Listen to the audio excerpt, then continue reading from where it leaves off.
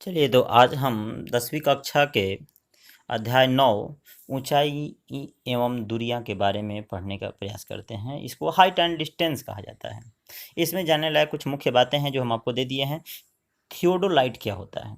तो थियोडोलाइट एक ऐसा सर्वेक्षण यंत्र है जिसका प्रयोग एक घूर्णी टेलीस्कोप से कोणों का मापन करने में किया जाता है। देखिएगा, घूर्णी जो घूमने वाला जो टेलीस्कोप होता है उससे जो है कोणों का माप करने में इसका जो है प्रयोग किया जाता है।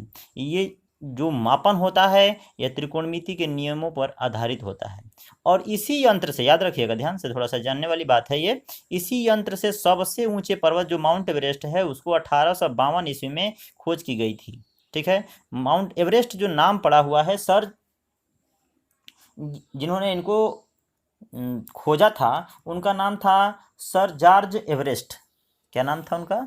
सर जॉर्ज एवरेस्ट उनका नाम था। इन्हीं के नाम से इस पर्वत का नाम जो है माउंट एवरेस्ट रख दिया गया, जिसकी खोज कब हुई थी? 1852 ईस्वी में हुई थी। इसके बाद हम लोग इसके बारे में देखेंगे। इसमें है दृष्टि रेखा क्या होता है। तो प्रेक्षक की आंख से, प्रेक्षक मतलब जो देखने वाला व्यक्ति होता है, जांच करने वाला व्यक्ति होता है, उस प्रेक्षक की आंख से प्रेक्षक द्वारा जो वस्तु को देख रहा है, मान लीजिए कोई व्यक्ति किसी वस्तु को देख रहा है, तो उस व्यक्ति के आंख और उस वस्तु के किसी बिंदु को जो मिलाने वाली काल्पनिक रेखा है उसको हम क्या कहते हैं? दृष्टि रेखा कहते हैं। फिर आगे दिखाते हैं इसको हम आपको। उन्नयन कोण क्या होता है? एंगल ऑफ एलिवेशन क्या होता है? तो जब कोई प्रेक्षक नीचे से हम ऊपर की वस्तु को देखता है, कहाँ खड़ा है? नीचे खड़ा है, और कहाँ देख रहा है? ऊपर की वस्तु को देख रहा है, तब क्षैतिज रेखा और दृष्टि रेखा के जो बीच जो कोण बनता है उसको एंगल ऑफ एलिवेशन अर्थात उन्नयन कोण कहते हैं। ठीक है। अवनमन कोण क्या होता है? चलिए इसको एलिवेशन के बारे में देखते हैं। मान लीजिए कि ये हमारा भूमि हुआ, जमीन हुआ, और यहाँ पर जो है गुब्बारा या पतंग उड़ रही है। मान लीजिए ये पतंग उड़ रही है, तो हम जो है नीचे से यहाँ पर खड़े हैं और यहाँ से खड़े होकर के हम इस वस्तु को देख रहे हैं। तो जब देखिए ये हमारी आंख हो गई और आंख ये हमारी वस्तु हो गई, इसके बीच जो ये काल्पनिक रेखा है इसी को हम लोग कहते हैं क्या चीज? दृष्टि रेखा। और ये हमारा जो है क्षैतिज हो जाएगा। यहाँ पर जो है आंख के जो सामने होगा वो क्षैतिज होगा। तब ये जो कोण होगा, इस कोण को हम लोग उन्नयन कोण या एंगल ऑफ एलिवेशन कहा जाता है। लेकिन ठीक यहाँ पर उल्टा जो है, देखिए, जब अवनमन कोण, जब कोई प्रेक्षक ऊपर से नीचे, देखिए यहाँ पर मान लीजिए कि ये हमारा छत है, छत पे कोई व्यक्ति खड़ा है। अगर कोई व्यक्ति अगर नीचे जो है किसी वस्तु को, मान लीजिए कि ये गेंद है और इसको देख रहा है यहाँ से, यहाँ पर देखिए तीर ऐसे था, यहाँ पर कैसे देख रहा है? ऊपर से नीचे की तरफ देख रहा है। तो जब ऊपर से नीचे जब देखेगा किसी वस्तु को, तो यहाँ पर क्षैतिज जो रेखा होगा ये हो जाएगा, ये जो समतल यहाँ ले लिया जाएगा। तब जब ये क्षैतिज रेखा और इसके बीच जो कोण होगा ये कौन सा कोण बनेगा? तो अवनमन कोण बनता है। इसको एंगल ऑफ डिप्रेशन कहा जाता है। इस चैप्टर में हम लोग त्रिकोणमिति अनुपातों की सहायता से किसी वस्तु के ऊंचाई या लंबाई या दो वस्तुओं के बीच की दूरी को ज्ञात करेंगे। ये वस्तु कितना ऊंचा है, वस्तु से कितनी दूरी पर कोई बिंदु है, या दो वस्तुओं के बीच की दूरियों को हम लोग जो है ज्ञात करेंगे। तो चलिए इस पहला सवाल दिखाते हैं। बहुत ईजी है, थोड़ा सा ध्यान देना है, कुछ नहीं है। पहले सवाल को आप लोग बुक में पढ़िए, हम भी आपको यहाँ पे बुक दिखाते हैं। ध्यान से देखिए यहाँ पर क्या कहा गया है। कहता है कि सर्कस का एक कलाकार एक 20 मीटर लंबी डोर पर चढ़ रहा है जो अच्छी तरह से तनी हुई है और भूमि पर सीधे लगे खंभे के शिखर से बंधा हुआ है। यदि भूमि के स्तर के साथ डोर द्वारा बनाया गया कोण 30 डिग्री का हो। देखिए कहाँ दिया है, भूमि के स्तर से, जहाँ जमीन पर जो हम लोग रस्सी को बांधे हुए हैं, कोई एक भूमि के स्तर से जहां डोर को बांधा गया है उसको, वहां पर कितना डिग्री का कोण बन रहा है? 30 डिग्री का कोण बन रहा है। तो हमें खंभे की ऊंचाई ज्ञात करनी है। देखिए कैसे सवाल बनाया जाएगा। चलिए हम लोग पहले कच्चा नक्शा बनाते हैं। मान लीजिए कि ये हमारा खंभा गड़ा हुआ है, ये हमारी जमीन है, ये भूमि है। अब भूमि, ये खंभा का जो है यहाँ पर हम एक रस्सा को जो है खींच करके हम लोग तान करके जो है यहाँ पर एक रस्सा बांध दिए हैं, जिसका लंबाई हमको 20 मीटर दिया हुआ है। तो 20 मीटर ये रस्सा का हमको लंबाई दिया हुआ है। इस खंभे की लंबाई हमको निकालना है। यहाँ पर और भी दिया है कि यहाँ पर जो कोण बन रहा है भूमि के साथ जो रस्से का जो ताने गए रस्से का जो कोण है वो कितना डिग्री का है, 30 डिग्री का है। तो हम लोग ये सवाल को जो है सुविधा से जानने के लिए इसका कुछ हम लोग नामकरण कर देते हैं। मान लीजिए कि हम लोग ए बी यहाँ पर सी दे दिए, तब यहाँ पर हम लोग लिखेंगे माना कि ए बी एक खंभा है जिसकी ऊंचाई ज्ञात करनी है। ये भी एक खंभा है जिसकी ऊंचाई हमें ज्ञात करनी है। ठीक है। भूमि के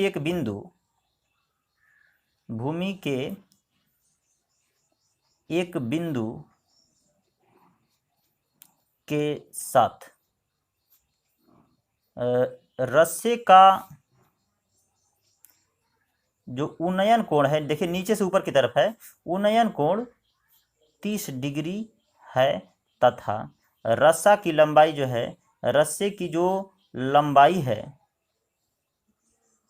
वो कितना है, 20 मीटर है। अब रही बात कि इतना हम तो सवाल का जो दिया गया था वो हम लोग लिख दिए। अब हमको निकालना है क्या चीज़, ये वाला। मान लीजिए खंभा तो हम लोग सीधा गाड़ते हैं, 90 डिग्री पे गाड़ दिए हैं। तो ये जो है ये हमारा लंब हो गया, ये आधार हो गया, ये कर्ण हो गया। अब देखने की बात ये है कि इसमें हम कौन सी त्रिकोणमिति निष्पत्तियाँ का इस्तेमाल करेंगे, प्रयोग करेंगे। तो हमको कर्ण दिया हुआ है, हमको लंब निकालना हुआ है। त्रिकोणमिति रेशियो का जब आप लोग त्रिकोणमिति निष्पत्तियों का जब आप लोग मान निकाले होंगे तो आपको मालूम होगा कि लंब और कर्ण किस में होता है। तो लंब और कर्ण जो है दो में होता है, या तो साइन थीटा में होता है और नहीं तो कौशिक थीटा में होता है। कर्ण इसमें कर्ण बटा लंब होता है, इसमें लंब बटा कर्ण होता है। इन दोनों की सहायता से इसमें से कोई एक आप ले सकते हैं, इससे हम लोग निकाल सकते हैं। चलिए जैसे हम लोग मान लीजिए कि साइन के हिसाब से लेते हैं, तो साइन यहाँ पर थीटा का मान कितना दिया हुआ है, 30 डिग्री। लिखेंगे त्रिभुज ए बी सी में कितना, तो साइन कितना डिग्री है बाबू, तो 30 डिग्री बराबर क्या होगा, लंब बाटा में कर्ण। तो लंब का मान क्या है, ए बी, और बाटा में कर्ण का मान कितना है, तो हमारा ए सी। चलिए मान रख देते हैं। साइन 30 डिग्री का मान कितना होता है, तो साइन 30 डिग्री का मान होता है 1/2, जो कि हम पहले ही आपको चार्ट से बता दिए थे इसको मान निकालना। ए बी का जो है हमें मान निकालना है, ए बी का ए बी हो गया, और इसका मान कितना दिया हुआ है, 20 दिया हुआ है। ए सी का मान देखिए, ए सी का मान कितना दिया हुआ है, 20 दिया हुआ है। अब तिरछा तिरछे जो है गुना कर दीजिए, तो 2AB बराबर कितना हो जाएगा, तो 2AB का मान जो है कितना हो जाएगा, तो 20 के बराबर हो गया। चलिए निकाल दीजिए, तो AB बराबर ये 20, अब बटा में कितना हो जाएगा, 2, तो 2 से कितना बार में कट जाएगा, इसलिए AB का मान कितना आ गया, तो 10 मीटर आ गया। इसलिए खंभे के ऊंचाई बराबर, खंभे की ऊंचाई जो होगी वो कितनी होगी, तो 10 मीटर होगी। ये आपका पहला सवाल बन गया। चलिए अब हम दूसरा सवाल देखते हैं। दूसरा सवाल क्या कहता है, दूसरा सवाल पर थोड़ा सा ध्यान दीजिए। कहता है आंधी आने से एक पेड़ टूट जाता है। देखिए दूसरा सवाल क्या दिया है, आंधी आने से एक पेड़ टूट जाता है और टूटा हुआ भाग इस तरह मुड़ जाता है कि पेड़ का शिखर जमीन को छूने लगता है, इसके साथ 30 डिग्री का कोण बनाता है। पेड़ के पाद बिंदु की दूरी, पाद मतलब नीचे का जो दूरी है जहाँ पर उसका शिखर टच किया हुआ है, शिखर का जमीन को जहाँ छूता है कितनी दूरी है, 8 मीटर। तो पेड़ की ऊंचाई निकालना है। चलिए हम लोग देखते हैं। जैसे मान लीजिए कि ये हमारा पेड़ है, इतना लंबा हमारा पेड़ हो गया, ये जमीन है, यहाँ पर पेड़ हम लोग ले लेते हैं। पेड़ का ऊंचाई हम लोग क्या ले लिए, ए बी ले लिए।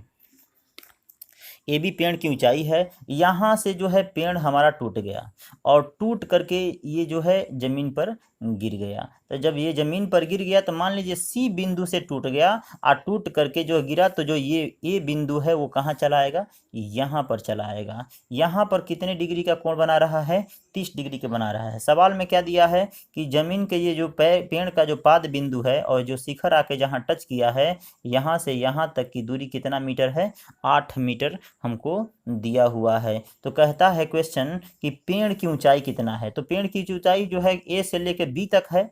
तो हम लोग कैसे निकालेंगे, तो BC का यानी कि लंब का मान निकाल लेंगे और किसका मान निकाल लेंगे, कर्ण का मान निकाल लेंगे और दोनों को जोड़ देंगे तो हमारा पेड़ की टोटल ऊंचाई हो जाएगी। चलिए हम लोग पहले लिखते हैं। माना, क्या माना, माना कि AB एक पेड़ है जिसकी ऊंचाई ज्ञात करनी है, जिसकी ऊंचाई ज्ञात करनी है। बात ले दिए। यह जो एक बिंदु इससे टूटकर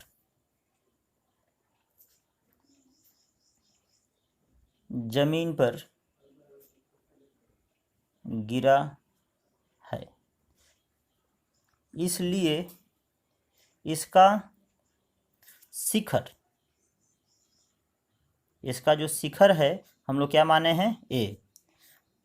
इसके पाद से, इसके पाद कहाँ पाद माने हैं हम लोग, B से कितने दूरी पर, 8 मीटर की दूरी पर गिरा है तथा भूमि के साथ, भूमि के साथ 30 डिग्री का उन्नयन कोण बनाता है, उन्नयन कोण बनाता है।